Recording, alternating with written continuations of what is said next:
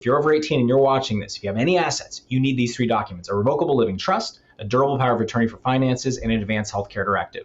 A living trust, much better version of a will. There's so much more we can do with it. It ensures your assets are not stuck in the courts after you're gone. A will means your assets can be stuck in the courts for 2 or 3 years, something called probate. It's so expensive. It's public, terrible. You need a trust. Durable power of attorney for finances, who can step in and manage your day-to-day finances if you're incapacitated and can't manage for yourself. Advanced healthcare directive, what if you're in the hospital and can't speak for yourself?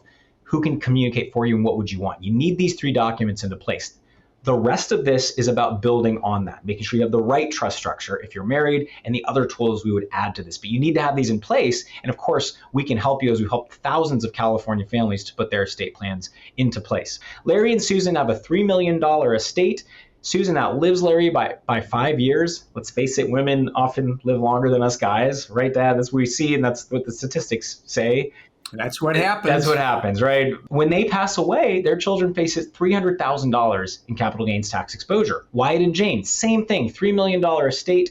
Jane outlives Wyatt by 5 years. Their estate grows to $5 million, good-sized estate. When they pass away, their children have 0 capital gains tax exposure. What's the difference? What's the mystery? Let's explore that.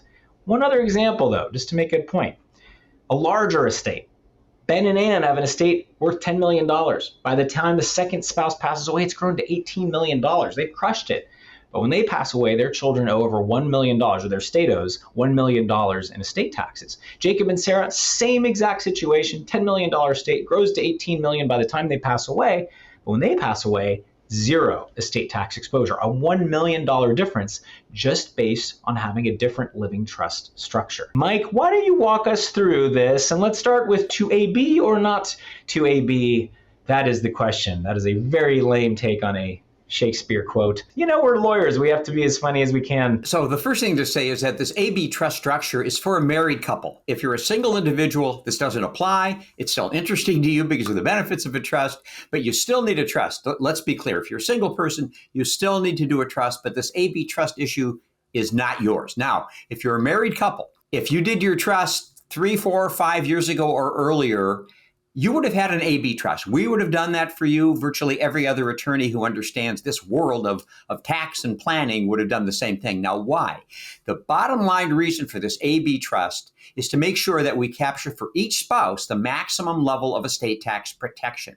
It wasn't that long ago when the level of estate tax protection for an individual was $1 million. I guess you only $1 million. A little before that, it was only $600,000.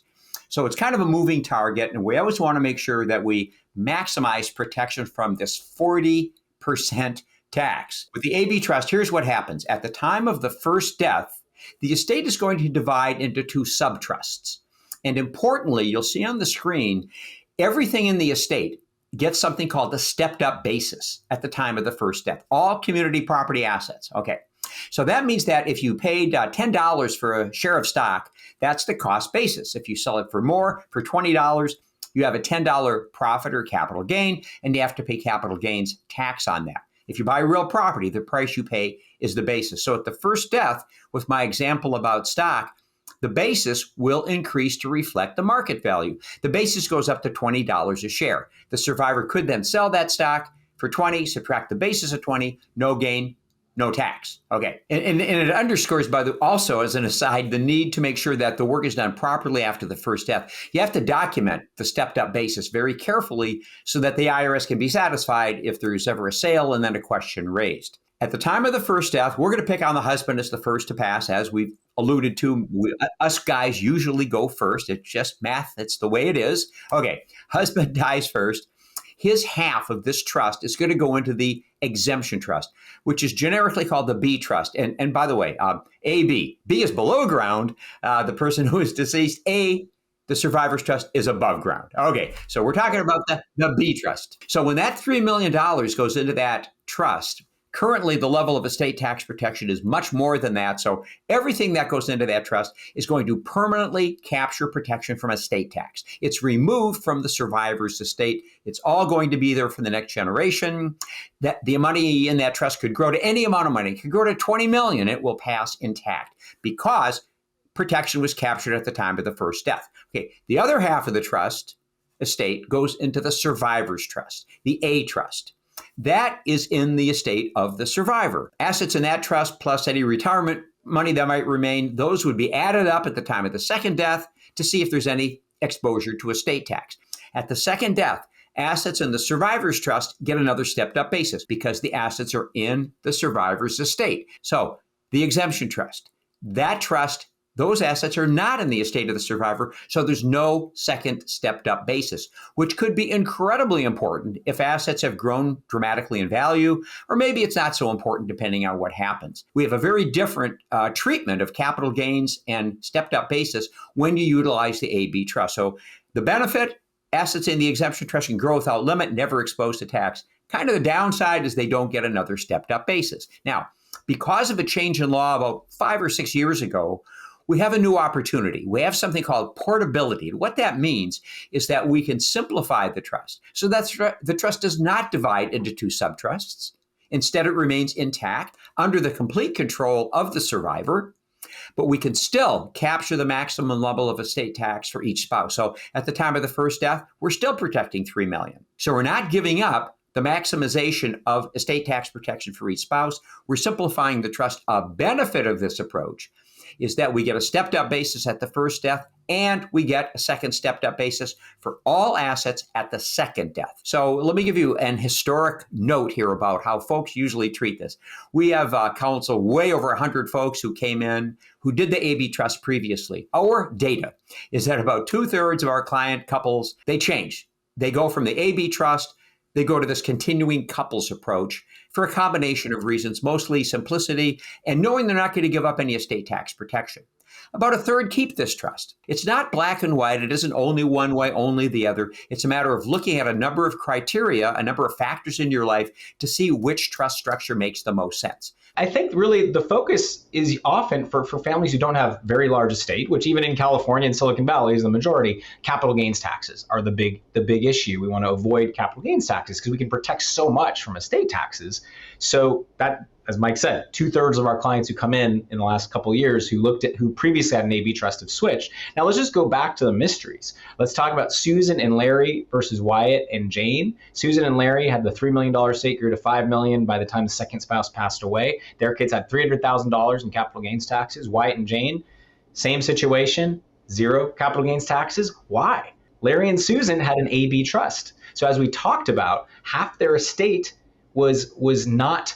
did not benefit from the second step up in cost basis when the second spouse went away, leaving their kids with about $300,000 in capital gains tax exposure. Wyatt and Jane had an AB trust, but they simplified it so that they could get that second step up in cost basis, zero capital gains taxes when they passed away. It was all wiped away.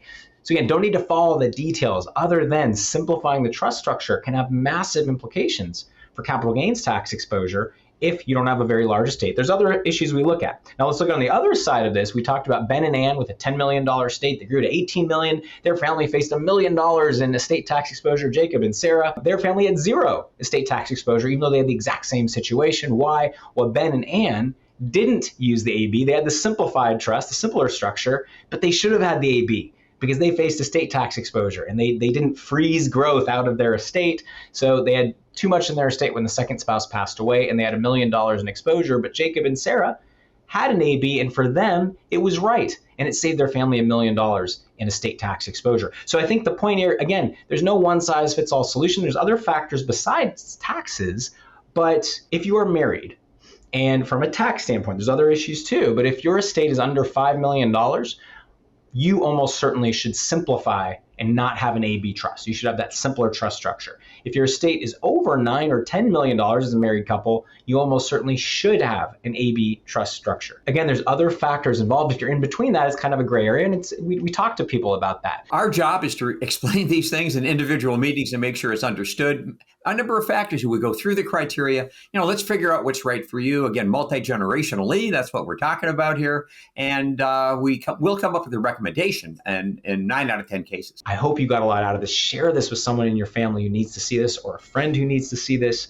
We'd love to stay connected with you, and we love to spread the word. We want to empower you with this educational information. Go to our website, gilfix.com/newsletter. Join our mailing list if you haven't. Subscribe to our Gilfix Law YouTube channel. We'd love to stay in touch with you.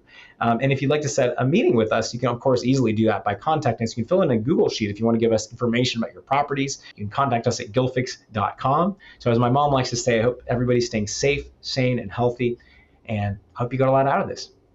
Take care.